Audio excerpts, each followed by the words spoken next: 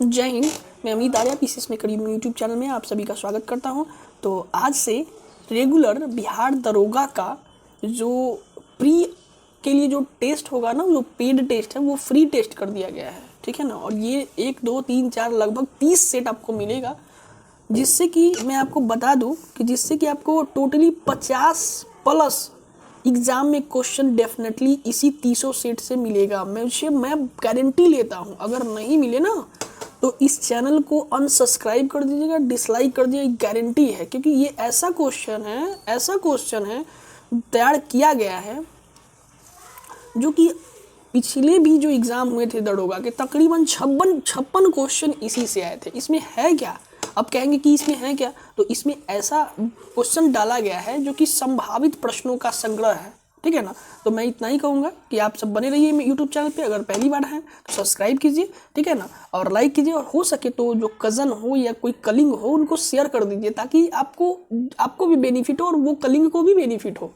कि एक YouTube channel पे ऐसा कि गारंटी ले रहा है कि 50 प्लस क्वेश्चन इसी वीडियो से आएंगे।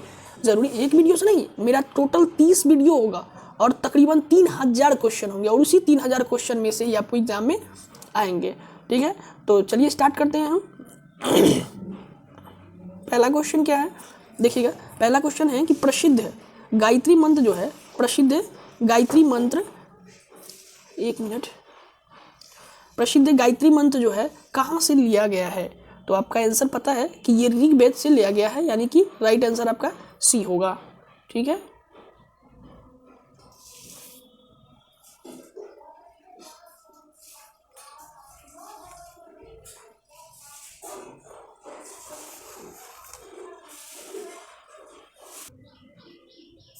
तो राइट आंसर क्या है आपका?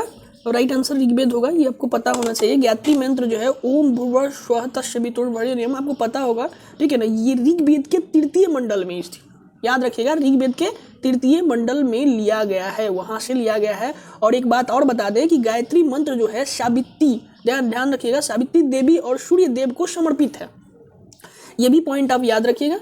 और उसके बाद क्या है कि गायत्री मंत्र जो है को पद काव्य जो है, पद काव्य का पहला छंद माना गया है। बहुत ही इंपॉर्टेंट बात है। अगर इस चीज़ को आप समझेंगे ना तो देखिए, वीडियो भले ही लेट तो देरी बनेगा, थोड़ा बड़ा बनेगा, लेकिन ऑथेंटिक बात होगा, आप इस चीज़ को मानिए, ठीक है। तो चलिए नेक्स्ट क्वेश्चन है आपके सामने नेक्स्ट क्वेश्चन है आपके सामने कि बौद्ध, ध्यान से समझिएगा, बौद्धों के पवित्र अवशेषों पर निर्मित जो गुंबदकार छत्र वाला जो अर्धगोलाकार संरचना को क्या कहते हैं? आप हमको ये बताइए क्या कहते हैं। तो उससे स्तूप कहते हैं। ये जो आपको पता होना चाहिए कि बौद्ध के पवित्र अवशेषों पर निर्मित जो है गुंबदकार छत्र वाला एक अर्धगोलाकार संरचना है ना, उसे हम क्या बोलते हैं? स्तूप बोलते हैं, ठीक है, स्तूप बोलते हैं। बौद्ध धर्म का उपासना स्थल मंदिर को क्या कहते हैं? तो आपको ये भी पता होना चाहिए, चैत्य कहा जाता है, ये भी एग्जाम में पूछ चुका है।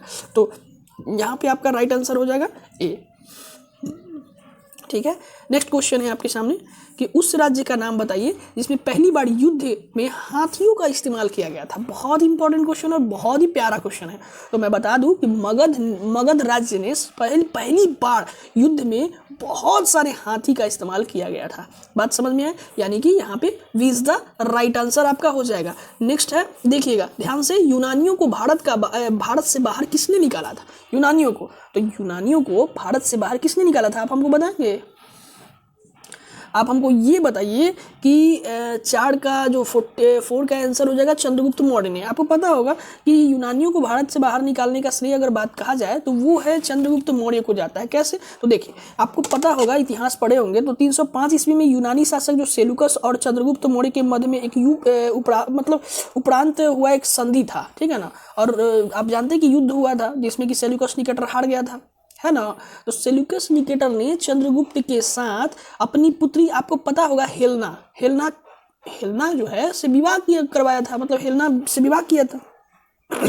और दहेज के रूप में क्या क्या दिया था? दहेज के रूप में एरिया, आराकोशिया, जेड्रोसिया और पिरोपेमिशदाई, ये सब क्षेत्र दान में दे दिया था, ठीक है ना।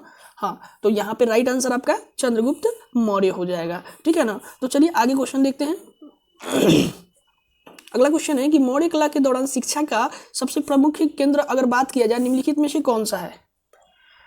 तो यहाँ पे आपका तक्षशिला होगा, आंसर डी तक्षशिला आपका सही जवाब है, ठीक है ना। तो नेक्स्ट इसके बारे में थोड़ा जान लेते हैं तक्षशिला के बारे में। देखिए मौर्य काल में शिक्षा का सर्वाधिक प्रसिद्ध केंद्र जो था वो तक्षशिला था। यहाँ विश्व भर के लोग, बहुत सारे विश्व भर के लोग आया करते थे, ये आपको पता होगा, ठीक है। उसके बाद क्या हुआ, यह वर्तमान में अगर बात करें तो वर्तमान इस्लामाबाद जो पाकिस्तान की राजधानी है, आपको पता है ना, हाँ, तो उसमें कुछ ही दूरी पर पश्चिम में स्थित है, ये आपको पता होना चाहिए। और एक बात और बता दें कि अब मौर्य काल के बाद आया तो चंद्रगुप्त का तो आएगा ही, तो आपको बता दें कि चंद्रगुप्त मौर्य ने सैनिक शिक्षा जो है ना तक्षशिला से ही प्राप्त किया था। और चाणक्य, कौटिल्य जो थे, चाणक्य के कौटिल्य या विष्णुगुप्त, तीनों ही का नाम है। तो तक्षशिला के प्रमुख प्रसिद्ध आचार्य भी थे, याद रखिएगा, मतलब प्रसिद्ध आचार्य तक्षशिला के चाणक्य जी थे। तो इसीलिए ना आप समझ रहे हैं ना, हाँ, तक्षशिला विश्व का सबसे प्राचीन विश्वविद्यालय भी है, इस चीज को भी आप ध्यान रखिएगा। चलिए नेक्स्ट क्वेश्चन आपके सामने है कि कुषाण काल में भारतीय और ग्रीक शैली के मिश्रण से विकसित मूर्ति कला विद्यालय को किस नाम से जाना जाता है? तो देखिए C is the right answer, Gandhara कला। बहुत इंपॉर्टेंट क्वेश्चन है इस साल के लिए, इस बात को आप ध्यान रखिएगा, ठीक है ना। कैसे इंपॉर्टेंट है थोड़ा सा इसके बारे में हम जान लेते हैं। क्या है कि गंधार कला कुषाण काल का विकसित हुआ था, उसी समय विकसित हुआ था, कुषाण काल में ही। कहा जाता है कि गंधार कला का विश्व वस्तु भारतीय थी, और परंतु कला शैली यूनानी और रोमन थी, इस चीज़ को भी समझिएगा। इसलिए क्योंकि इसीलिए गंधार कला को ग्रीक रोमन या ग्रीको बुद्धिस्ट या हिंदू यूनानी भी कहा जाता है। अगर एक बात और बताए, इस सर्वप्रथम गंधार नामक स्थान पर इस प्रकार के मूर्ति कला विकसित होने के कारण ही इसे गंधार कला के नाम से जाना जाता है, ठीक है ना। यानी गंधार मूर्ति कला को प्रसिद्ध कुषाण शासक कनिष्क ने, याद रखिएगा, कनिष्क के संरक्षण में इसको विकसित किया गया था। तो ये भी क्वेश्चन आएगा कि गंधार मूर्ति कला किसने बनवाया था? तो भाई कनिष्क ने बनवाया था। तो ये सब पॉइंट आपको ध्यान रखना पड़ेगा। देखिए भैया जी, ठीक है, देखिए भैया जी, दीदी जी, भाभी जी, कोई भी हो, हम इतना बताना चाहेंगे कि आप अच्छे से पढ़िए, इससे बेस्ट आपको वीडियो कहीं मार्केट में नहीं मिलेगा, ठीक है ना। थोड़ा सा आप समझने का प्रयास कीजिए, आप समझदार हैं। हाँ, नेक्स्ट क्वेश्चन है, थोड़ा सा गला में प्रॉब्लम है जिसके कारण मैं ऐसे बोल रहा हूँ, और थोड़ा सा सर्दी खांसी बुखार हो गया, इस वजह से मैं प्रॉब्लम में हूँ, ठीक है ना। उतना माइंड मत कीजिए और कंटेंट्स पे फोकस कीजिए, कंटेंट बेस्ट है और इससे क्या चाहिए आपको। नेक्स्ट क्वेश्चन है, सातवाहन का कौन सा सबसे बड़ा शासक था? सातवाहन में कौन सबसे बड़ा शासन था? हमें जवाब देकर बताइए। तो मुझे तो लगता है कि B is the right answer, यानी कि 7 का B right answer, Gautamiputra Satakarni. अब इसके बारे में जानते हैं थोड़ा, क्या है भाई? गौतमीपुत्र शातकर्णी सातवाहन वंश का सर्वश्रेष्ठ शासक था। कहा जाता है कि नासिक प्रशासन से पता चलता है, किससे पता चलता है? नासिक प्रशस्ति से पता चलता है कि गौतमीपुत्र शातकर्णी वाहनों, यानी कि वाहनों मतलब घोड़ा के तीनों समुद्र, यानी तीनों समुद्र कौन कौन? बंगाल की खाड़ी, अरब सागर और हिंद महासागर, ठीक है, का जल पिया था। समझ रहे हैं ना, जल पिया था का मतलब समझ रहे हैं आप, कि वहां तक उसका राज्य था। ध्यान से समझिए, सातवाहन वंश के संस्थापक कौन थे? सिमुक थे। ये भी पूछता है एग्जाम में, कौन थे? सिमुक। सिमुक जो है सातवाहन वंश के शासक थे, इस चीज को आप ध्यान रखिएगा। सातवाहन शासक हाल एक नाम था, हाल ने गथा सप्तवर्ती नामक प्रसिद्ध पुस्तक का रचना किया था, ये चीज भी ध्यान रखिएगा, ठीक है ना। तो नेक्स्ट क्वेश्चन आपके सामने है कि हरिसेन निम्नलिखित में से राजाओं में किससे राजकवि था? किसका राजकवि था? वो है हरिसेन जो है, ये ऑप्शन 4 दिए हुए हैं, चारों में से कोई एक ऐसा राजा था उसके दरबार में राजकवि के पद में नियुक्त थे। बताइएगा राइट आंसर आपका क्या होगा।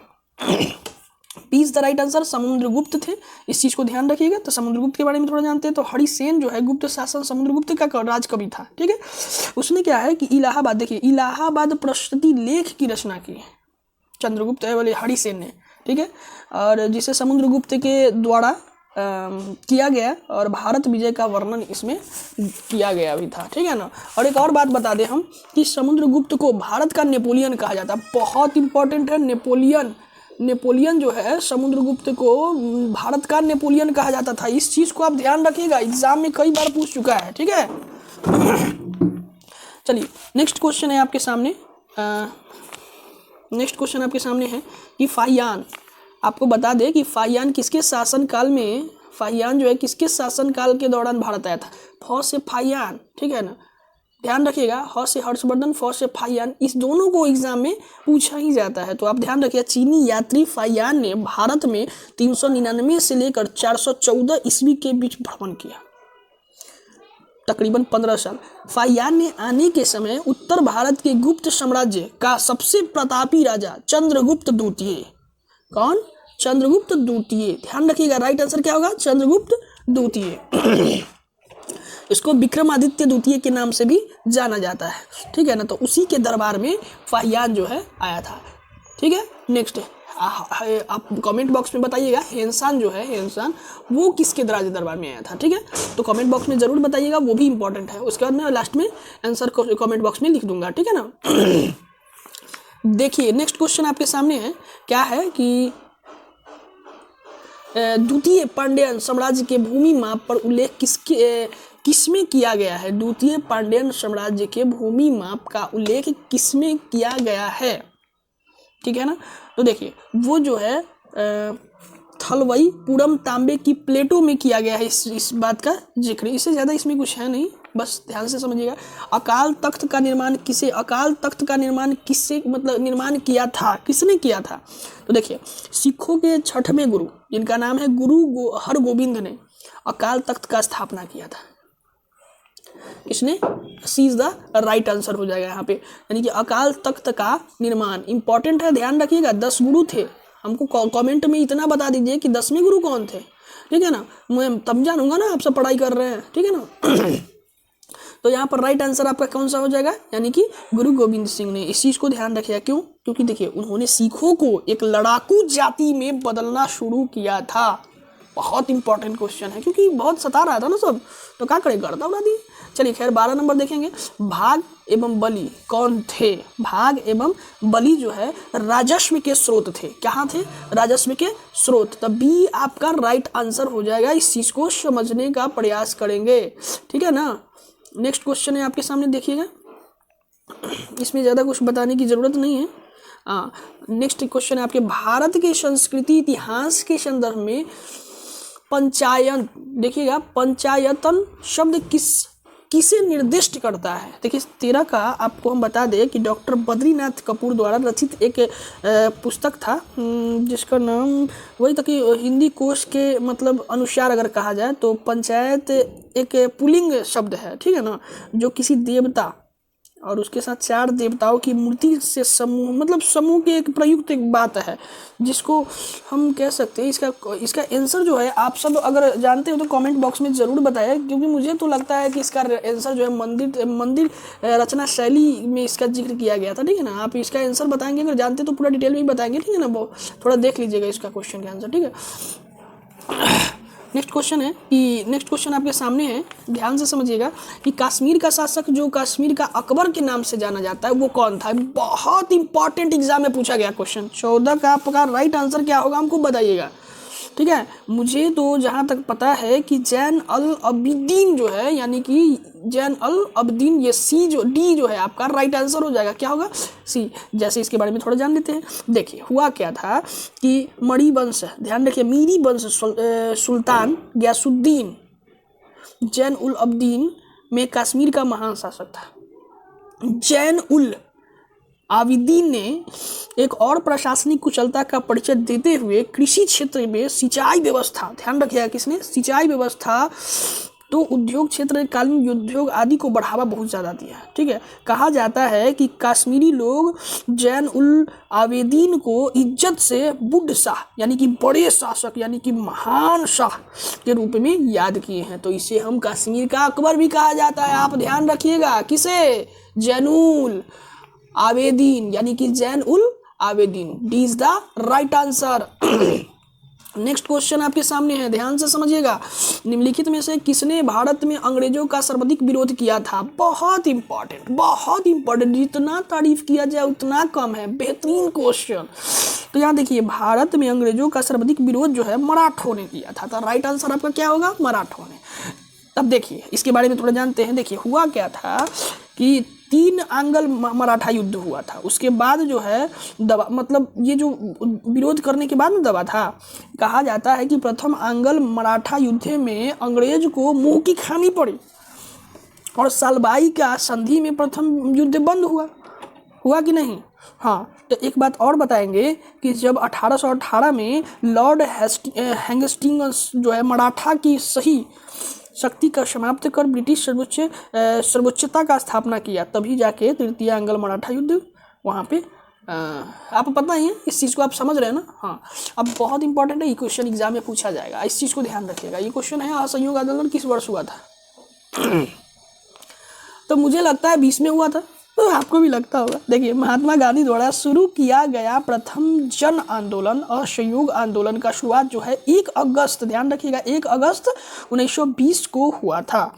माना जाता है 15 फरवरी 1922 को उत्तर प्रदेश के गोरखपुर जिले में चौड़ा चौड़ी कांड नामक स्थान पर एक जुलूस ने पुलिस पर हमला बोल दिया और तकरीबन 1 थानेदार प्रभारी और 21 सिपाही पुलिसकर्मियों को मौत के बाद ये जो 12 फरवरी 1922 को गुजरात में जो बारदोली में क्या किए थे, गांधी जी ने जो असहयोग आंदोलन है वापस ले लिए थे। ये बात आपको पता भी होगा, ये इससे रिलेटेड पॉइंट था, मैंने बता दिया, ठीक है ना। तो चलिए नेक्स्ट क्वेश्चन आगे देखते हैं क्या है। नेक्स्ट क्वेश्चन है कि निम्नलिखित में से सुमेलित नहीं है, कौन सुमेलित नहीं है, इस पर चर्चा आप करेंगे। तो देखिए, हम सुमेलित कौन नहीं है सो देख लेते हैं, तब बताइए आप इसका राइट आंसर क्या होगा।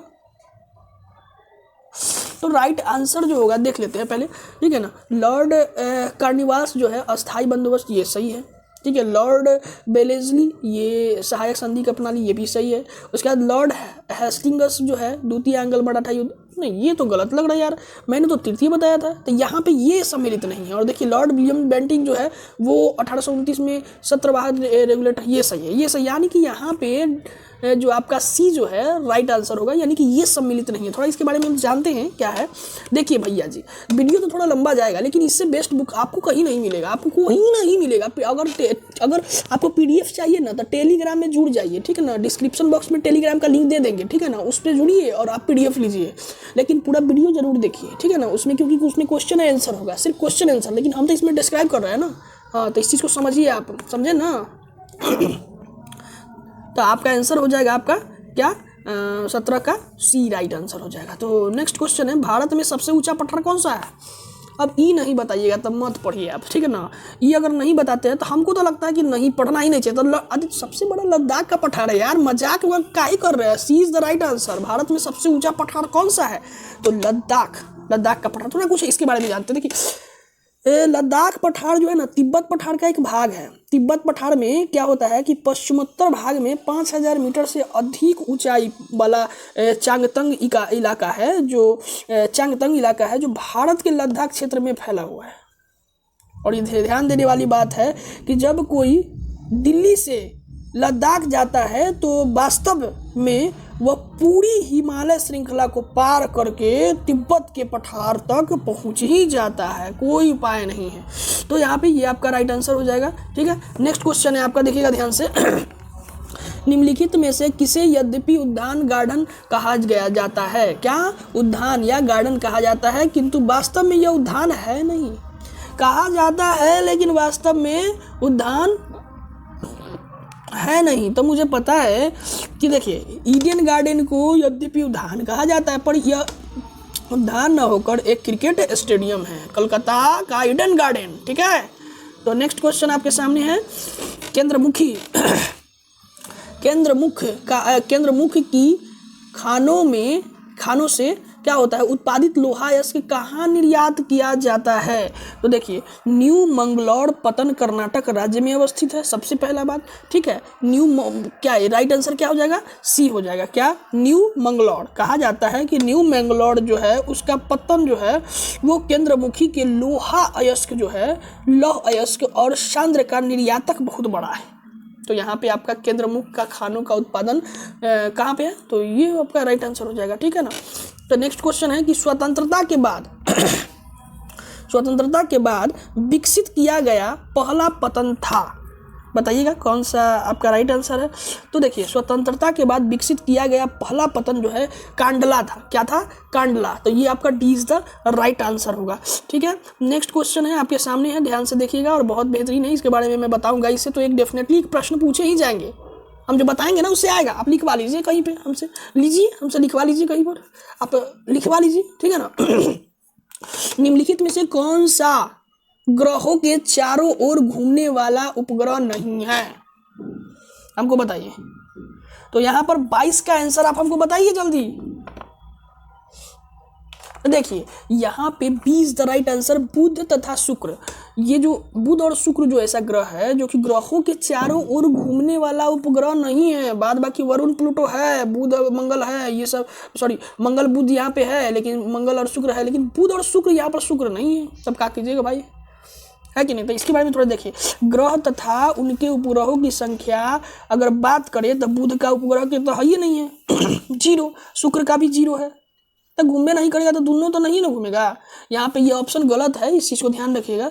तो यहाँ पे आपका राइट जो आंसर हो जाएगा वो आपका 20 द राइट आंसर। थोड़ा सा जान लेते हैं कि पृथ्वी का क्या वो है उपग्रह, तो ये चंद्रमा है, आपको पता है। और मंगल का कौन सा है? मंगल का, तो मंगल का 2 है, बृहस्पति का 67 है, शनि का 62 है, अरुण का 27 है, वरुण का 14 है। तो ध्यान से समझिए। चलिए तो 23 नंबर देखते हैं, क्वेश्चन क्या है हमारे सामने कि निम्नलिखित में से रेगिस्तान के उनके स्थानों के अंदर सही ढंग से जोड़िए। तो हमको बताइए। तो कालाहाड़ी कहाँ पे स्थित है? तो कालाहाड़ी जो है आपको ये देखिए अफ्रीका में है, ठीक है, इस चीज़ को ध्यान रखिएगा। उसके बाद आटाकामा कहाँ है? तो दक्षिणी अमेरिका में है, ये भी ध्यान रखिएगा। और थाड़ कहाँ है? तो थाड़ जो है आपका एशिया में स्थित है, इस चीज़ को ध्यान रखिएगा।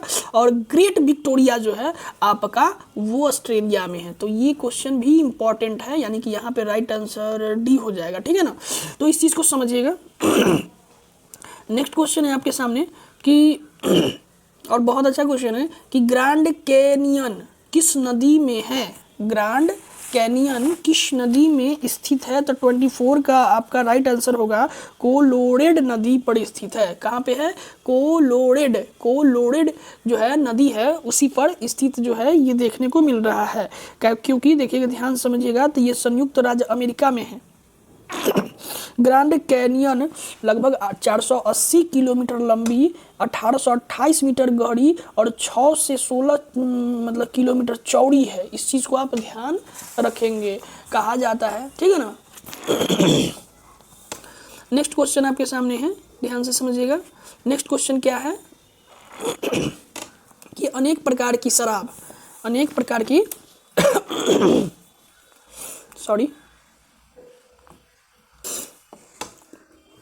अनेक प्रकार की शराब और शैंपेन। क्वेश्चन में क्या है कि अनेक प्रकार की शराब और शैंपेन किस के लिए प्रसिद्ध क्षेत्र है? तो हमें बताइएगा राइट आंसर क्या है। तो देखिए हम बताते हैं, देखिए ध्यान से समझिएगा। तो भूमध्य सागरीय जो है, भूमध्य सागरीय क्षेत्र में अनेक प्रकार की शराब और शैंपेन के लिए प्रसिद्ध कहा जाता है। तो राइट आंसर आपका क्या है? ये है। कुछ और बातें बताएं। देखिए भूमध्य सागरीय क्षेत्र को विश्व का बगीचा कहा जाता है, ये चीज़ भी ध्यान रखिएगा आप। ये बहुत इंपॉर्टेंट क्वेश्चन है कि विश्व का बगीचा जो है किसे कहा जाता है? तो भूमध्य सागरीय को जो है विश्व का बगीचा कहा जाता है। भूमध्य सागरीय क्षेत्र को विश्व का शराब उद्योग का हृदय भी कहा जाता है, ये चीज को भी ध्यान रखिएगा। हृदय शराब यहाँ पे तो गर्दा उड़ा के मिलता है, ठीक है, छोड़िए। नेक्स्ट क्वेश्चन है, आप समझते हैं। निम्नलिखित में से कौन सा उष्ण महासागरीय धारा है? बताइएगा। तो गल्फ धारा जो है आपका वो उष्ण क्या है? उष्ण महासागरीय धारा है, ठीक है। 27 देखिए, टिहरी बांध निर्माण किस नदी पर किया गया है? बहुत इंपॉर्टेंट और बहुत प्यारा क्वेश्चन है। टिहरी, आपको पता होगा कि टिहरी बांध का निर्माण उत्तराखंड राज्य में भागीरथी और भिलंगना नदी पर संगम पर हुआ है, इस चीज को आप ध्यान रखिएगा, ठीक है ना। तो भागीरथी यहाँ पे राइट आंसर होगा। नेक्स्ट क्वेश्चन है, आप हमको बताएंगे कि 1956 में राज्यों का पुनर्गठन करने से क्या क्या हुआ था, कैसे क्या बना था? तो आपको बता दें कि 1956 में राज्यों का जो पुनर्गठन करने के लिए 14 राज्य जो है क्रमशः और 6 संघ राज्य क्षेत्र बने थे। आपको पता होगा। अब 14 राज्य कौन कौन सा था, तो आप हमको अगर पता है तो बताइए ना, तो हम बता देते हैं। देखिए सबसे पहले आंध्र प्रदेश था, असम, बिहार भी था, मुंबई भी था, केरल, मध्य प्रदेश तो था ही, और मद्रास, मैसूर, उड़ीसा, पंजाब, राजस्थान, उत्तर प्रदेश और पश्चिम बंगाल, ऊपर जो जम्मू कश्मीर है वो भी था। और 6 संघ राज्य जानते हैं कौन है? दिल्ली, सबसे पहले तो दिल्ली, हिमाचल प्रदेश, मणिपुर, त्रिपुरा, अंडमान निकोबार द्वीप समूह है सो, एक लक्काद्वीप जो बोलते हैं, ठीक है ना वो। तो अभी वर्तमान में कई गो राज्य है बताइए? वर्तमान में 28 गो राज्य, 9 गो केंद्र शासित प्रदेश है, ठीक है ना। चलिए नेक्स्ट क्वेश्चन है, रीट किसके द्वारा जारी किया जाता है? क्या चीज़? रीट। रीट मतलब रीट किसके द्वारा जारी किया जाता है, तब बताइए। 20 रीट जारी करने का अधिकार जो है केरल सर्वोच्च न्यायालय एवं उच्च न्यायालय को दिया गया है, प्राप्त है। क्यों? सर्वोच्च न्यायालय अनुच्छेद 32 तथा प्रत्येक उच्च न्यायालय अनुच्छेद 226 के तहत रीट जारी करने की शक्ति प्रदान करता है। मूल अधिकारों का 5 प्रकार का रीट बंदी होता है, जैसे बंदी प्रत्यक्षीकरण, परमादेश, प्रतिषेध, उत्प्रेषण, और एक परीक्षा करके अधिकार परीक्षा के मध्य लागू करने का जो गारंटी प्रदान करते हैं। ये क्वेश्चन है, ये उतना भी इम्पोर्टेंट नहीं है, लेकिन फिर भी है। अरे ये तो एग्जाम में पूछबे करेगा, देखिए ना, ये तो पूछबे करेगा। हमको बताइएगा कि संविधान का निम्नलिखित में से कौन सा अनुच्छेद मौलिक कर्तव्य से संबंधित है? अब हम ही बताइए, तो हम बताएंगे तो फिर कहिए कि आंसर बस, हाँ तब 51 के क ही तो आंसर है। मौलिक कर्तव्य जो है आपका क्या है?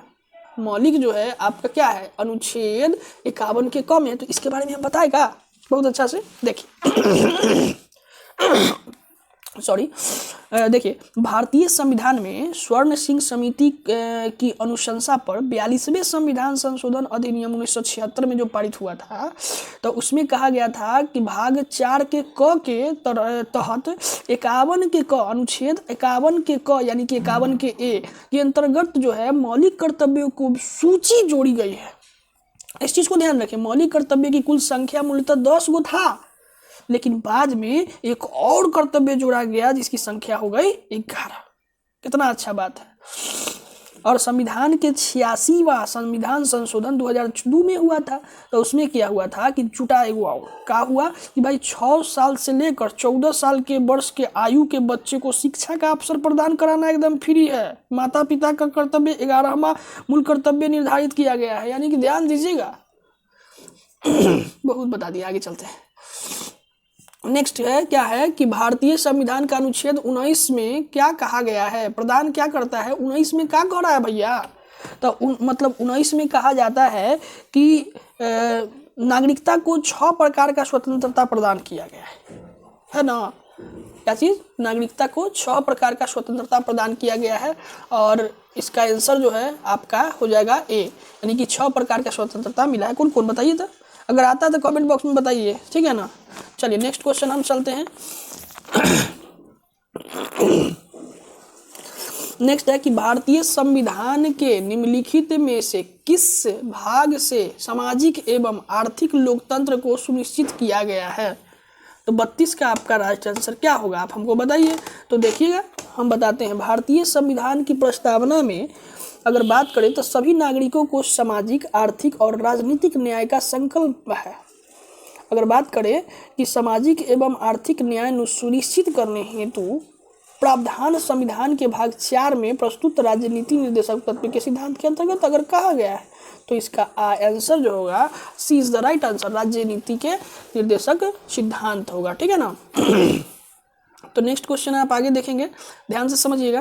क्वेश्चन का है कि केंद्र सरकार किसके सिफारिश के आधार पर भारत की समेकित निधि के से राज्यों को सहायता का अनुदान प्रदान करता है? तो 33 का आपका राइट जो आंसर होगा, हम बता दें कि देखिएगा, थोड़ा सा इसके बारे में जानते तो आप खुद बता देंगे कि आंसर क्या होगा। देखिए, भारतीय संविधान अनुच्छेद 280 के तहत कहा गया है कि राष्ट्रपति द्वारा प्रत्येक 5 वर्ष पर गठित होने वाला केंद्रीय वित्त आयोग संघ है और राज्य के मध्य राजस्व का वितरण जो है भारत के समित निहित यानी कि संचित निहित से राज्यों को जो है राजस्व सहायता अनुदान पर लागू करने वाले सिद्धांतों के संदर्भ में अपनी सिफारिश देता है। तो यहाँ पे आपका आंसर हो जाएगा संचित निधि, इस यानी कि कहेंगे तो अगर वित्त आयोग यहाँ पे राइट आंसर सी हो जाएगा, ठीक है ना। नेक्स्ट है, निम्नलिखित में से कौन सी नियुक्तियां भारत के राष्ट्रपति के अधिकार में नहीं है? कौन सा नियुक्तियां जो है भारत के अधिकार में नहीं है? तो थोड़ा सा जानेंगे कि लोकसभा अध्यक्ष का निर्वाचन लोकसभा सदस्यों के द्वारा किया जाता है, ठीक है।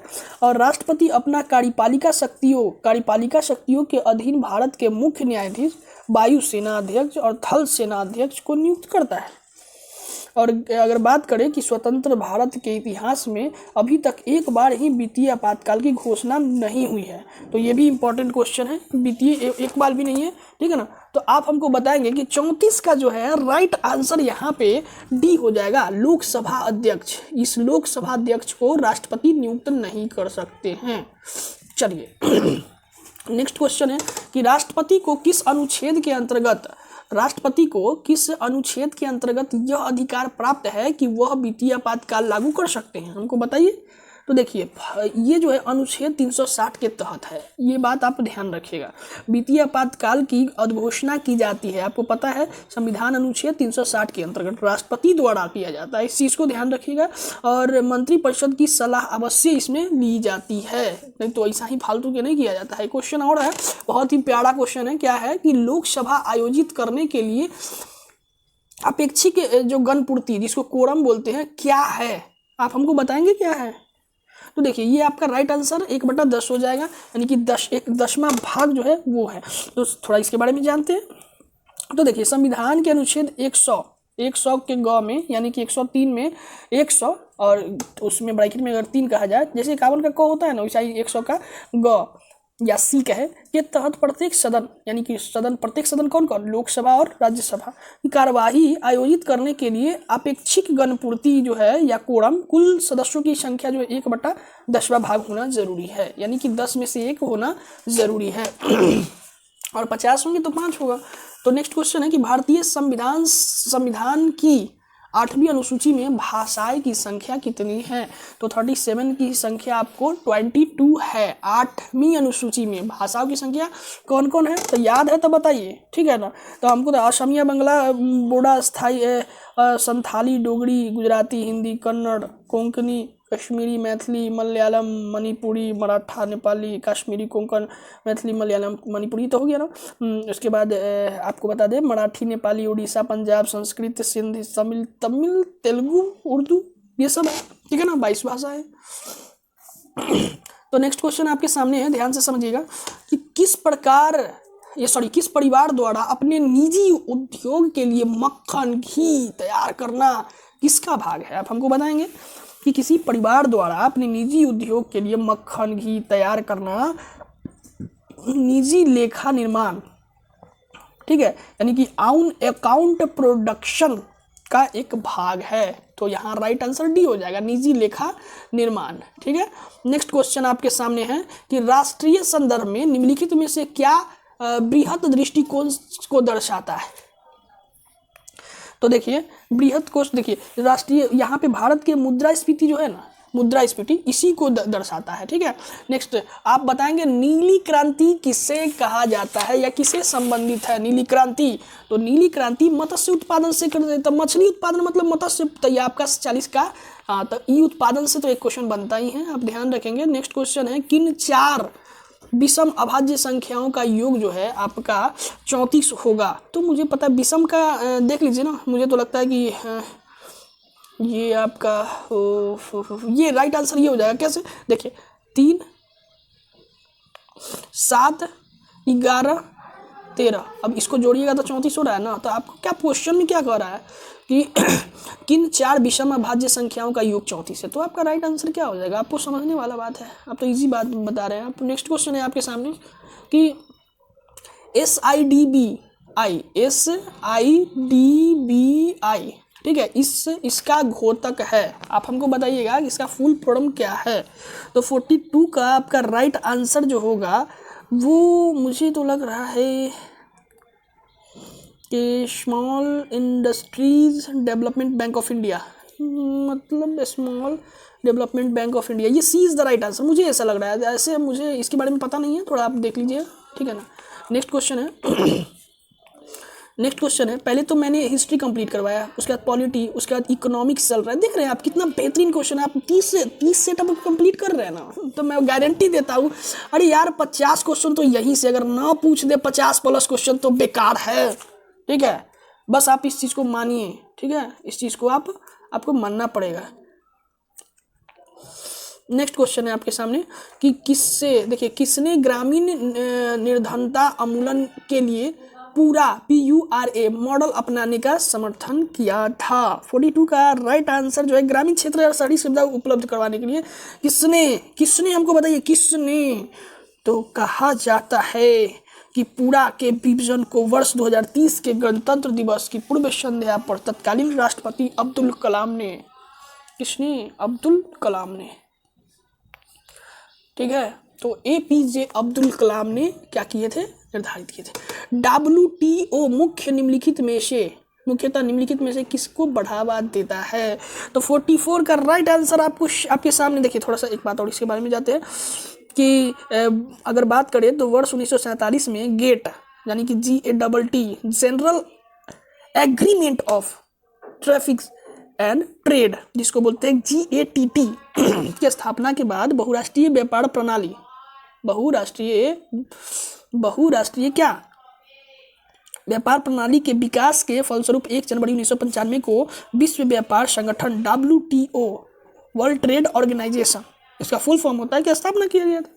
और आप बता दें कि विश्व व्यापार संगठन का जो मुख्यालय जो है, हेडक्वार्टर, वो जिनेवा में है। इसका उद्देश्य क्या क्या है, तो देखिए जीवन स्तर में वृद्धि होना चाहिए और पूर्ण रोजगार एवं प्रभावपूर्ण मार्ग पर विस्तार होना चाहिए और बहुपक्षीय व्यापार को यहाँ पे शामिल ज़्यादा किया गया है। तो ये चीज़ आप बहुपक्षीय आपका राइट आंसर हो जाएगा, इस चीज़ को ध्यान रखिएगा। दुर्लभ मुद्रा किसे कहते हैं, बहुत अच्छा क्वेश्चन है। दुर्लभ मुद्रा जो है अंतर्राष्ट्रीय, क्या, अंतर्राष्ट्रीय, ध्यान रखिएगा।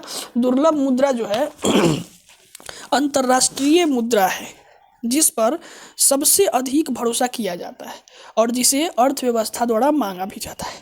तो दुर्लभ मुद्रा ऐसी मुद्रा है, थोड़ा बात करें तो इसका व्यापार वैश्विक स्तर पर होता है। डॉलर या यूरो इत्यादि इसे ऐसी ही मुद्राएं की श्रेणी में आता है और दुर्लभ मुद्रा अन्य मुद्राओं के आसानी से परिवर्तनीय होती है। तो यहाँ 45 का आपका राष्ट्र जो आसानी से सुलभ हो जाए, ऐसी मुद्रा जो आसानी से सुलभ हो जाए, तो 45 का आप राइट आंसर हमको बताएंगे। D is the right answer, ठीक है ना। तो यहाँ पर ऐसी मुद्रा जो आसानी से सुलभ न हो उसको हम क्या बोलेंगे, दुर्लभ मुद्रा। इस सिंपल सी बात है। भारत, नेक्स्ट क्वेश्चन है, भारत में वर्तमान मुद्रा प्रणाली का प्रबंधक किसे कहा गया है। तो भारत में वर्तमान मुद्रा प्रणाली का प्रबंधक भारतीय रिजर्व बोर्ड यानी कि RBI को माना गया है। करूँ देखिए तो, हाँ लगता तो है RBI, भारतीय रिजर्व बैंक। नेक्स्ट क्वेश्चन है कि उपराष्ट्रपति को हटाया जा सकता है, बताइए कैसे हटाइएगा, आप हटा दीजिएगा, है ना। तो देखिए उपराष्ट्रपति को हटाने के संबंधित कुछ 14 दिन से पहले पूर्व सूचना देना पड़ता है किसी राज्यसभा में, समझे। उसके बाद यदि राज्यसभा उपराष्ट्रपति को हटाने संबंधित प्रावधान साधारण बहुमत से पास कर देती है तो उपराष्ट्रपति जो है बेचारे हट जाएंगे, यानी कि राज्यसभा यहाँ पे सही आंसर होगा। क्या होगा, सही आंसर हो जाएगा, ठीक है। तो आपको पता होना चाहिए कि राज्यसभा आंसर यहाँ पे सी इज द राइट आंसर। देखिएगा नेक्स्ट क्वेश्चन है, निम्नलिखित में से किसे पूंजीवादी अर्थव्यवस्था का मॉडल दिया गया है। द वेल्थ ऑफ नेशन नामक पुस्तक लिखा है, बताइए 48 का राइट आंसर बताइए। तो एडम स्मिथ को आपको पता होगा यार, Adam Smith is the right answer. Next question है आपके सामने कि समाजवादी अर्थव्यवस्था, क्या समाजवादी अर्थव्यवस्था जो है वो विशेषताएं कौन सी एक नहीं है। तो 49 का आपका राइट आंसर जो हो जाएगा पूंजी अर्थव्यवस्था का महत्वपूर्ण विशेषता है, इसी से ध्यान रखिएगा, ठीक है। लेकिन इसका आंसर आपको अगर पता है तो आप कमेंट बॉक्स में बताइए क्या होगा, आप पे छोड़ रहा हूँ, ठीक है। नेक्स्ट क्वेश्चन आपके सामने है, 15वां वित्त आयोग अध्यक्ष कौन है। 15वां वित्त आयोग कौन है बताइए। तो NK सिंह जो है इनको बताया गया है, अनुच्छेद 280 में 15वां वित्त आयोग के अध्यक्ष राष्ट्रपति ने NK सिंह को बनाया था, ठीक है ना। तो यहाँ पे आपका राइट जो आंसर हो जाएगा वो आपका हो जाएगा एनकेसेन, B is the right answer. Next आपके सामने है क्वेश्चन कि बहुत ही अच्छा क्वेश्चन है, और देखिएगा, शीतकाल में एक मोटी कमीज की अपेक्षा दो पतली कमीजें हमें अधिक गर्म क्यों रखती है? आप हमको इसका राइट आंसर बताइएगा। देखिए, शीतकाल में एक मोटी कमीज की अपेक्षा अगर दो पतली कमीज हम अगर अधिक गर्म करता है, जानते हैं कारण क्या है? देखिए, दो कमीज के बीच में वायु का परत जो है रोधी होता है, यानी कि ऊष्मा का कुचालक होता है, जिसके कारण वो काम नहीं करता है और आर पार वायु जाता नहीं है, जिसके कारण हमको क्या करता है, समझ रहे हैं ना, वायु ऊष्मा का कुचालक होता है। ये बात भी आपको पता होना चाहिए। तो यहाँ पे आपका राइट आंसर हो जाएगा, दो कमीज वायु के रोधी होता है, हाँ, सी इज द राइट आंसर हो जाएगा। ठीक है। नेक्स्ट क्वेश्चन, अब साइंस पे आते हैं। देखिए, अभी पहले हिस्ट्री, पॉलिटी, उसके बाद इकोनॉमिक्स, अब साइंस हो गया। अब लेंस के बारे में थोड़ा जानते हैं, अब फिजिक्स के बारे में, वही साइंस आएगा। फिजिक्स, केमिस्ट्री, बायोलॉजी कोई भी हो सकता है। अवतल लेंस में हमेशा निम्नलिखित में से कौन सा प्रतिबिंब बनता है? अवतल लेंस में हमेशा प्रतिबिंब हमेशा जो है लेंस तथा फोकस के बीच बनता है, और आभासी सीधा और वस्तु से छोटा बनता है। तो आभासी सीधा और वस्तु से छोटा, छोटा यहाँ पर, हाँ, तो आभासी और सीधा बन रहा है ना, छोटा बनेगा लेकिन लिखा नहीं है इसमें। ठीक है, वास्तविक, आभासी, हाँ, तभी इज राइट आंसर हो जाएगा। नेक्स्ट क्वेश्चन है आपके सामने कि निम्नलिखित में से किसे प्रकाशिक घटना का कारण हीरे जगमगाते हैं, यानी कि हीरे जो है चकमकाते काहे हैं? तो 53 का देखिए, थोड़ा सा जान लीजिएगा कि हीरे को इस प्रकार काटकर बनाया जाता है कि जब कोई प्रकाश की किरणें उसमें प्रवेश करती है ना, तो उसमें एक क्रांति कोण, यानी कि जानते हैं ना, क्या बोलते हैं, कौन सा, राइट एंगल जिसको बोलते हैं, क्रांति कोण का इंग्लिश हम कुछ भूल रहे हैं। क्रांति कोण कम होने के कारण जो है इसमें प्रकाश पूर्ण आंतरिक परावर्तन हो जाता है, जिसके हीरा चमकने लगता है। तो क्या आंसर होगा इसका? इसका आंसर क्या होगा? आंतरिक परावर्तन तो होता है, उच्च 100% संचरण, उच्चतम अपवर्तन बहुत, हाँ, तो यहाँ पे 20 राइट आंसर हो जाएगा। बहुलक आंतरिक परावर्तन होता है, अंदर अंदर इतना ना टकराता है ना, अंदर अंदर कि उसमें चमकने लगता है। खैर, देखिए, मोटर कार में हेडलाइट में चौथ को हटाने के लिए किस चीज़ का प्रयोग करते हैं? मतलब मोटर कारों में हेडलाइट की चौथ को हटाने के लिए आपको क्या किया जाता है बताइएगा? कांच के प्रिज्म, बताइएगा आंसर। 54 का आंसर है, देखिए, पोलराइड। पोलोराइड से गुजरने वाला प्रकाश दुर्बल नहीं होता है, इसलिए मोटर कार में हेडलाइट की चौथ को हटाने के लिए पोलोराइड प्रयुक्त किया जाता है। तो यहाँ पे आपका सी इज द राइट आंसर हो जाएगा, ध्यान रखिएगा। नेक्स्ट क्वेश्चन है कि सूर्य किरण, क्या, नेक्स्ट क्वेश्चन है कि सूर्य जो किरण है वो किस प्रक्रिया द्वारा पृथ्वी पर पहुंचता है? हम बताइएगा, विकिरण, विसरण, चालन और संवहन। तो 55 का आंसर है विकिरण। तो विकिरण द्वारा सूर्य का जो है होता है। ये क्वेश्चन है। आगे नेक्स्ट क्वेश्चन आप देखेंगे, किस उपग्रह में किसी अंतरिक्ष यात्री द्वारा गिराया गया चम्मच है?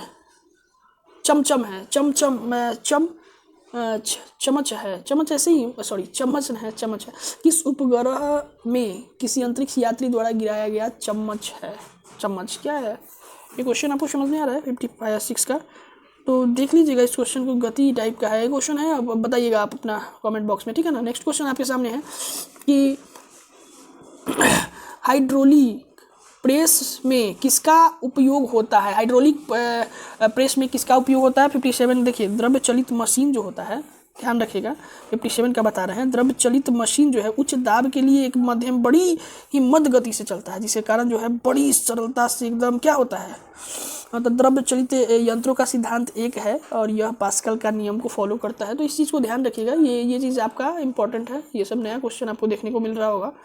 नेक्स्ट क्वेश्चन है कि घरेलू विद्युत उपकरणों में प्रयुक्त सुरक्षा फ्यूज का जो तार होता है वो बना होता है किस चीज़ से?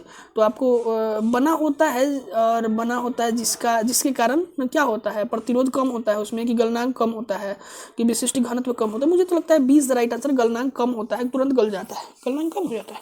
58 देखते हैं, फ्यूज का तार इस प्रकार होना चाहिए कि केवल उतनी ही विद्युत धारा होकर गुजरने पर घरेलू उपकरण जो है वो क्या कट जाए। हाँ, तो आपका आंसर 58 का होगा बी। नेक्स्ट क्वेश्चन है कि कांसा जो है वो निम्नलिखित में से किससे मिश्र धातु से बनता था? तांबा और टीन से, जैसे देखिए ना, लोहा, तांबा और tin, C is the right answer. तांबा और टीन से जो है कांसा का निर्माण होता है, ये आप इतिहास में भी पढ़े होंगे, सिंधु घाटी सभ्यता में। नेक्स्ट क्वेश्चन है कि अंडा मद्रू जल में डुबा दिया जाए तो किंतु नमक को सांद्र घोल में तैरने लगता है, क्योंकि? तो यहाँ पे देखिए क्या होता है कि हम बता दें कि जल में नमक घोलने पर जल का घनत्व बढ़ जाता है, ठीक है। और अंडा का घनत्व अपेक्षाकृत जो है वो रूप में नमक विलयन से कम होने के कारण अंडा तैरने लगता है। और हल्का होगा तो नमक अंडा घनत्व हो जाता है कम। तो आपका आंसर क्या होगा यहाँ पे? सी इज द, मुझे तो 60 का आंसर आपको तकरीबन मुझे तो लग रहा है कि सी इज द राइट आंसर। नमक के घोल का घनत्व अंडे के घोल के घनत्व से अधिक हो जाता है, इसलिए तैरने लगता है, ठीक है। नेक्स्ट क्वेश्चन है, देखिएगा ध्यान से, थोड़ा अजीब लग रहा होगा, आप समझिए, इस चीज़ को देखना ही पड़ेगा। जैसे मैं डिस्कशन कर रहा हूँ, आपको भी डिस्कशन करना है। मैं अपने फ़ायदा के लिए भी कर रहा हूँ, आपके फ़ायदा के लिए भी कर रहा हूँ। मुझे बीपीएससी और के लिए कर रहा हूँ, चाहे यूपीएससी के लिए कर रहा हूँ, जो भी कर रहा हूँ आप अपने स्तर पे देखिए, ठीक है ना। बस जितना प्रैक्टिस कीजिए उतना बेहतरीन होगा। नेक्स्ट क्वेश्चन आपके सामने है। अपमार्जक, जिसको डिटर्जेंट बोलते हैं, पृष्ठ को किस सिद्धांत पर साफ किया जाता है? तो पृष्ठ तनाव एक पद्धति के कार्य करता है। अपमार्जक पृष्ठ तनाव को कम कर देता है, इस चीज़ को ध्यान रखिएगा, पृष्ठ तनाव को कम कर देता है, इसलिए पृष्ठ तनाव यहाँ पे आंसर होगा। और नेक्स्ट क्वेश्चन, निम्नलिखित में से कौन सा एलपीजी का प्रमुख घटक है? हमें तो लग रहा है ब्यूटेन। अरे 62 का आपको क्या लग रहा है? देखिए इसमें होता क्या है कि एथेन, प्रोपेन और ब्यूटेन का मिश्रण होता है, ठीक है। और एलपीजी मुख्य अवयव जो है ब्यूटेन और आइसोब्यूटेन होता है, तो इसलिए यहाँ पे ब्यूटेन ही आंसर होगा और राइट आंसर ब्यूटेन ही होगा, इस चीज़ को ध्यान रखिएगा। देखिए सोडियम कार्बोनेट आमतौर पर इस नाम से जाना जाता है। सोडियम कार्बोनेट जो है धोवन सोडा, जिसको वॉशिंग सोडा के नाम से भी जानते हैं। तो देखिए धोने का सोडा, जिसको वॉशिंग पाउडर, वॉशिंग सोडा के भी नाम से जानते हैं, is the right answer. Next question है आपके सामने, देखिएगा, शरीर की कैलोरी आवश्यकता गर्मी से की अपेक्षा सर्दियों में बढ़ जाती है। शरीर की कैलोरी आवश्यकता जो है गर्मी की अपेक्षा में सर्दी में बढ़ जाती है, क्योंकि इसका अधिक कैलोरी आवश्यक होती है। तो काहे होती है? तो 64 में देखिए ध्यान, शरीर के ताप को बढ़ाए रखने के लिए अधिक कैलोरी की आवश्यकता होती है, ठीक है ना, शरीर का ताप बनाए रखने के लिए। तो C is the right answer. हमको बताइएगा आप।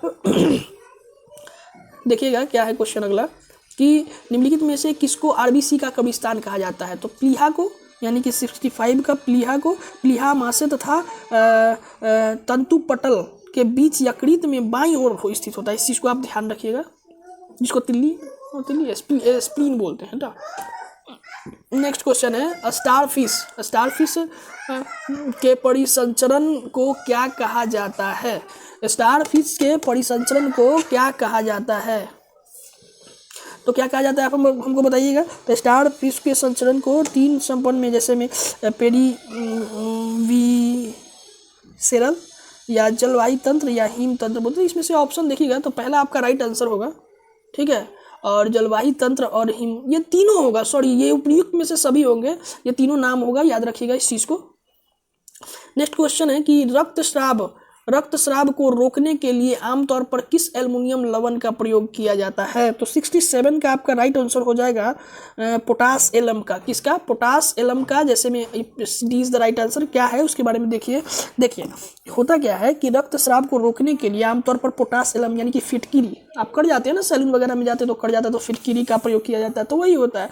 तो इसका रासायनिक सूत्र जानते हैं क्या होता है? बड़ा लंबा चौड़ा, तो K2SO4Al2 SO4 का होल थ्रास 24 H2O होता है। तो इतना बड़का याद कहाँ कीजिएगा हो। खैर चलिए, इसका रासायनिक नाम आप याद रखिए, पोटास एलम होता है, जिसको फिटकिरी के नाम से जानते हैं, ठीक है। नेक्स्ट क्वेश्चन है कि मछली जो है का एयर ब्लैडर यानी कि वायु आशय किस रूप से कार्य करता है? तो 68 जो है, मछली का एयर ब्लैडर जो है सहायक श्वसन अंग और द्रव्यस्थैतिक दोनों अंग से काम करता है। तो यहाँ पे सी इज द राइट आंसर होगा। द ग्रीन हाउस गैस यथा नाइट्रस ऑक्साइड तथा मीथेन पैदा करने की एक सबसे अधिकतम संभावना निम्नलिखित में से किस जीव की हो जाती है? आप हमको बताइएगा 69 का आंसर। तो ग्रीन हाउस और नाइट्रस मीथेन पैदा करने का सबसे जो है जीवाणु होता है, ध्यान रखिएगा, जीवाणु। हाँ, जीवाणु सबसे ज़्यादा ग्रीन गैस को मतलब उत्पन्न करता है। नेक्स्ट क्वेश्चन है आपके सामने, देखिएगा नेक्स्ट क्वेश्चन क्या है। थोड़ा लंबा वीडियो जा रहा है, लेकिन सॉरी मैं थोड़ा सा मैक्सिमाइज कर दूंगा। लेकिन बहुत बेहतरीन है। शिशुलिंग, शिशुलिंग किसके गुणसूत्र पर योगदान पर निर्भर होता है? तो माता पिता दोनों पे या माता पे या पिता पे, ये बात आप ध्यान रखिएगा। तो देखियो शिशु के लिए लिंग निर्धारण पिता के गुणसूत्र योगदान पर निर्भर करता है, यानी कि पिता इज द राइट आंसर। ठीक है, थोड़ा इनके बारे में जान लेते हैं। देखिए, पिता जो है उसके क्रोमोसोम जो है XY होता है और माता का जो है XX होता है, ये बात आपको पता है। जब युग्मनज माता और पिता के X से मिलकर XX बनता है तो संतान लड़की होगी और XY बनता है तो लड़का होगा। नेक्स्ट क्वेश्चन है 71 का राइट आंसर अब बताएंगे। निम्नलिखित में से कौन सा प्राकृतिक गैस का मुख्य भाग है? बड़ा प्यारा क्वेश्चन है। तो हाइड्रोकार्बन जो है, देख लेना, हाइड्रोकार्बन देखिएगा, प्राकृतिक गैस हाइड्रोकार्बन गैस का एक दहनशील मिश्रण है। अगर हम बात करें तो ब्यूटेन, देखिएगा कि प्राकृतिक गैस में मुख्य रूप से मीथेन यानी मेथेन से बनता है। यहाँ पे आपका मेथेन राइट आंसर होगा प्राकृतिक गैस के रूप में। कैसे? तो 70 से 90% से बनता है। हालांकि कम मात्रा में प्रोपेन, कार्बन डाइऑक्साइड, इथेन होता है, लेकिन सबसे ज़्यादा क्या होता है? मेथेन। तो प्राकृतिक गैस में मेथेन ज़्यादा है, याद रखिएगा इस चीज़ को। ठीक है, आधुनिक मनुष्य हाल ही में पूर्व है, बताइएगा 72 यानी कि क्रो-मैग्नॉन मनुष्य को आधुनिक वैज्ञानिक वर्तमान मानव होमोसेपियंस का अंतिम सीधा पूर्वज या आधुनिक महत्व मानव का एक उपजाति होमोसेपियंस माना गया। ध्यान रखिए। तो यहाँ पे राइट आंसर जो होगा क्या होगा? राइट आंसर 72 का अब बताइए, क्रो-मैग्नॉन 20 द राइट आंसर होगा। पादप कली है, बताइएगा। वनस्पति विज्ञान में किसी अविकसित प्ररोह को कली कहा जाता है। इस चीज़ को आपको पता होगा, 12th क्लास पढ़े बायोलॉजी। हाँ, नहीं पढ़े तो अच्छा बात है। क्या कर रहे थे? घास चढ़ा रहे थे। सॉरी टू से, बट पढ़ना चाहिए था आपको। अच्छा, नहीं पढ़े तो कोई बात नहीं, हम है ना। तो हम क्या बताएं कि कोई बोलेगा कि कली क्या होता है भाई, तो कली होता क्या है? पादप कली हम बताते हैं ना। वनस्पति विज्ञान में किसी अविकसित प्ररोह यानी कि एम्ब्रियोनिक शूट को कली कहते हैं या कलिका कहते हैं। यह किसी पत्ती के कक्ष जो होता है ना, एक्सिल जिसको बोलते हैं, AXIL, एक्सिल पर या तनी के अंतिम छोर पर उत्पन्न होता है। इस चीज़ को ध्यान रखिएगा। पादप कली का भ्रूणहीन टहनी होती है। तो एक भ्रूणीय टहनी होती है, एक भ्रूणीय पत्ती होती है। तो 20 द राइट आंसर होगा। ठीक है। नेक्स्ट क्वेश्चन है आपके सामने, जीवो। देखिए, अनुवांशिकी पढ़िएगा जरूर। ठीक है, क्वेश्चन आता है एग्जाम में, अनुवांशिक चैप्टर एक टॉपिक है, उसको पढ़िएगा। जीवों में अनुवांशिकी लक्षण संतान में ले जाते हैं। कौन ले जाते हैं? क्रोमोसोम, लाइसोसोम, राइबोसोम, प्लाज्मा द्वारा। तो 74 जो है गुणसूत्र जिसको क्रोमोसोम, एक डीएनए का फुल फॉर्म बताएंगे। डीऑक्सी राइबो न्यूक्लियस एसिड होता है, याद रखिएगा, डीऑक्सी राइबो न्यूक्लियस एसिड। ठीक है, अणु हैं जो किसी जीव के अनुवांशिक पदार्थ यानी कि जीनोम के भाग के सभी साथ में। तो गुणसूत्र की अब यहाँ पे आंसर जो होगा आपका गुणसूत्र होगा यानी कि क्रोमोसोम होगा। 20 द राइट आंसर। इस चीज़ को ध्यान रखिएगा। ठीक है ना। नेक्स्ट क्वेश्चन है कि संयुक्त राष्ट्र महासभा का अध्यक्ष चुने जाने वाले एकमात्र भारतीय कौन थी? तो 75 का राइट आंसर आपका होगा विजय लक्ष्मी पंडित। ठीक है ना, विजय लक्ष्मी पंडित, इनके बारे में थोड़ा जानते हैं। विजय लक्ष्मी पंडित वर्ष 1953 में संयुक्त राष्ट्र महासभा की अध्यक्ष चुनी गई प्रथम भारतीय तथा प्रथम महिला थी। ठीक है, नेक्स्ट क्वेश्चन है, आगे देखते हैं। और ये मैथ क्वेश्चन है, आपको बनेगा तो ठीक है ना, तो आप देख लीजिए ये क्वेश्चन क्या है, थोड़ा समझिएगा कि यदि एक त्रिभुज की सभी भुजाएं की लंबाई का अनुपात 2:3:4 है, सिंपल है, तो 2 अनुपात है तो 2x मान लेंगे और फिर 3x मान लेंगे और फिर क्या है 4x मान लेंगे। इस सब का योगफल जो तो पता ही होगा ना आपको, सबका योगफल आपको 63 दिया गया है। देखिए तो बराबर 63 है ना, 63। अब इसको सॉल्व कीजिएगा तो x का जो वैल्यू आ जाएगा 7 आ जाएगा। अब जब 7 आ जाएगा तो कह रहा है सबसे बड़ी वाला बताइए, बड़ी भुजा। तो बड़ी भुजा तो आपको 4x है, तो 4x यानी कि 4 गुने 7 तो 7 28, तो 28 आपका राइट आंसर होगा। तो ऐसे देख लीजिए, हम यहाँ पे लगा दिए हैं, दिख रहा होगा सॉल्यूशन, हाँ इसको नोट कर लीजिएगा। तो यहाँ पे आपका राइट आंसर क्या हो जाएगा, आपका राइट आंसर हो जाएगा 28 यानी कि 20 the right answer. Next question है, इसका भी आप सब देख लीजिएगा, मैं लगा दे रहा हूँ यहाँ पे, ठीक है ना, देख लीजिए, दिखाई दे रहा होगा ये, अरे ये चीज़ नहीं दिखाई आपको दे रहा है, ये देखिए ना, ये हाँ, तो ये आपको दिख रहा होगा। चलिए नेक्स्ट क्वेश्चन है नेक्स्ट क्वेश्चन आपके सामने है, 2 मैथ का ही है और बहुत सारा है। मैग्सेसे पुरस्कार किस व्यक्ति के नाम से दिया जाता है ये बताइएगा, और किसको मिला है वो आप बता दीजिए कमेंट बॉक्स में, लेकिन किसके नाम से दिया जाता है वो मैं बता देता हूँ, ठीक है। तो 78 का आपका राइट आंसर हो जाएगा। देखिए फिलीपींस के भूतपूर्व राष्ट्रपति रेमन मैग्सेसे के नाम से दिया जाता है, याद रखिएगा। तो यहाँ पे आंसर क्या हो जाएगा, मैग्सेसे पुरस्कार फिलीपींस के एक महत्वपूर्ण राष्ट्रपति, ध्यान देखिए C is the right answer हो जाएगा। देखिएगा नेक्स्ट क्वेश्चन है, गरबा एक नृत्य है, बहुत अच्छा क्वेश्चन है। देखिए नृत्य से तो क्वेश्चन एक डेफिनेटली बनते हैं, तो नृत्य वाला टॉपिक आप कवर कर लीजिएगा, ठीक है ना। गरबा एक नृत्य है।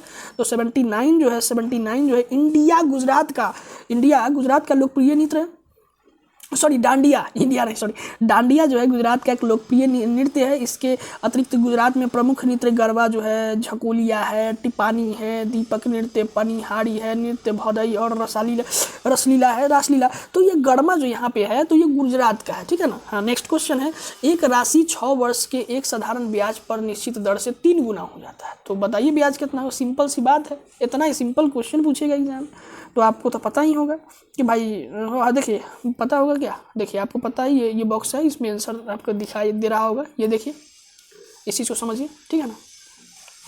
नेक्स्ट क्वेश्चन है, ये भी देख लीजिएगा। देखिए एक कार 257 किलोमीटर की दूरी तय करता है, तो ये आप देख लीजिएगा आंसर, इसको पढ़ लीजिए, क्वेश्चन पढ़िए, आंसर देखिए, ठीक है कैसे होता है। नेक्स्ट क्वेश्चन आपके सामने है कि ब्रिटिश संसद का सदस्य बनाने वाला प्रथम भारतीय कौन थे। 82 का राइट आंसर आप हमको बताइएगा। बहुत अच्छा क्वेश्चन है ये, हाँ बहुत अच्छा क्वेश्चन है 82 का। तो देखिए grand all man of India के नाम से प्रसिद्ध प्रारंभिक राजनेता दादा भाई नौरोजी जो ब्रिटिश संसद के सदस्य बनने वाले प्रथम भारतीय थे। तो दादा भाई नौरोजी जो है आंसर आपका सही होगा। 2011 की जनगणना में शिशु लिंग अनुपात आप हमको बताइए। तो इज द राइट आंसर, ये बहुत इंपॉर्टेंट है। 2011 का जनगणना, अभी तो 2021 का हुआ नहीं है, यानी कि 2022 में होने वाला है, वो तो हुआ नहीं कोरोना के कारण। खैर नेक्स्ट क्वेश्चन आप हमको बताइएगा कि 2011 की जनगणना के अनुसार सर्वाधिक साक्षरता वाला राज्य कौन सा है। अवरोही क्रम में हमें समझाइए। तो पहले तक केरल होगा सबसे पहला। तो 84 में क्या होगा कि पहले केरल कितना परसेंट 94, फिर लक्षद्वीप, तो मिजोरम। देखिए कि जो पहला राइट आंसर हो जाएगा केरल, मिजोरम, गोवा और त्रिपुरा। तो फिर से सुनिएगा कि केरल 94, लक्षद्वीप जो है 92 और मिजोरम जो है 91 और गोवा जो है sorry D is the right answer, sorry मेरे से गलती हो गया, D is the right answer. Kerala, Tripura, Mizoram और लास्ट में गोवा। ये क्रम बाई क्रम है, ठीक है, असेंडिंग नंबर में है, ठीक। पूछा है भारत के किस राज्य के अनुसूचित जनजाति की संख्या सबसे ज़्यादा है। 85 का आपका राइट आंसर जो हो जाएगा। आपको मैं बता दूं कि सबसे ज़्यादा तो है अनुसूचित जनजाति का है उत्तर प्रदेश, पश्चिम बंगाल, तब बिहार, तब तमिलनाडु। तो ऑप्शन के अनुसार यहाँ पे अगर बात करें तो उत्तर प्रदेश यहाँ पर राइट आंसर हो जाएगा। उसके बाद अगर बात करें तो पश्चिम बंगाल, उसके बाद बिहार, उसके बाद तमिलनाडु। तो 1 नंबर ये है, 2 नंबर ये है और 3 नंबर ये है, 4 नंबर। इस चीज़ को भी ध्यान रखिएगा। और क्या कहें, नेक्स्ट क्वेश्चन है कि अंतर्राष्ट्रीय मुक्केबाजी जो है आईबा द्वारा 2021 की विश्व मुक्केबाजी चैंपियन का आयोजन पहली बार कहाँ होगा। आप हमको बताइए। 86 का राइट आंसर जो है कहाँ होगा।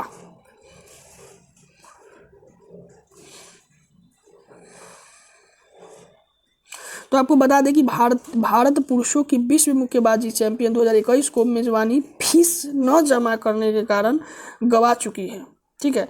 अब यह आयोजित सर्बिया में होगा, इस चीज़ को ध्यान रखिएगा। Is the right answer.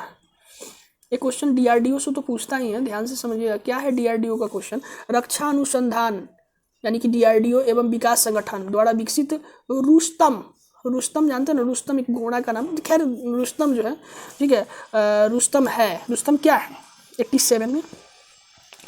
देखिए तापस 201 यानी कि रुस्तम नामक मानव रहित विमान जो है डीआरडीओ HEL और BEL मिलकर किया है, ठीक है ना। तो एक प्रकार का मानव रहित ड्रोन हल्का लड़ाकू विमान है। यहाँ पे सी इज द राइट आंसर होगा, ध्यान से समझिएगा।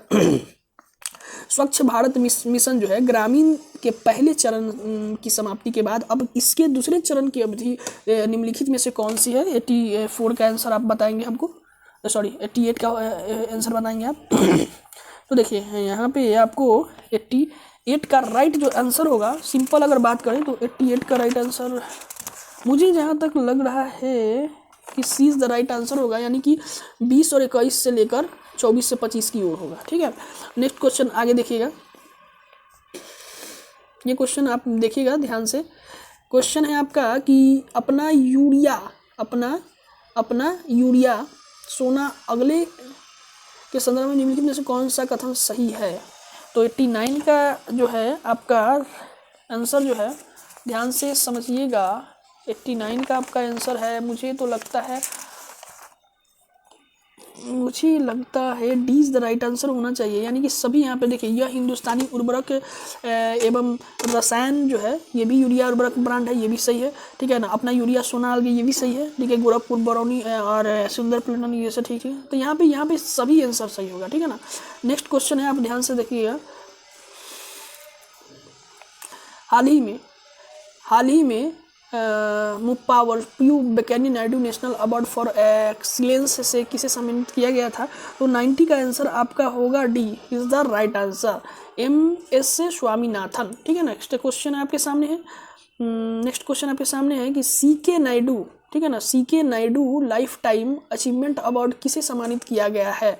तो ये 91 का राइट आंसर है के श्रीकांत को। ठीक है, यहाँ पर देखिएगा तीनों फॉर्मेट टेस्ट, वनडे और T20 100 मैच खेलने वाले पहले खिलाड़ी कौन बने हैं, ये भी क्वेश्चन बहुत ही इंपॉर्टेंट है। तो आपको बता दें कि रॉस टेलर जो है पहले क्रिकेट खिलाड़ी 100 मैच खेलने वाले बन चुके हैं।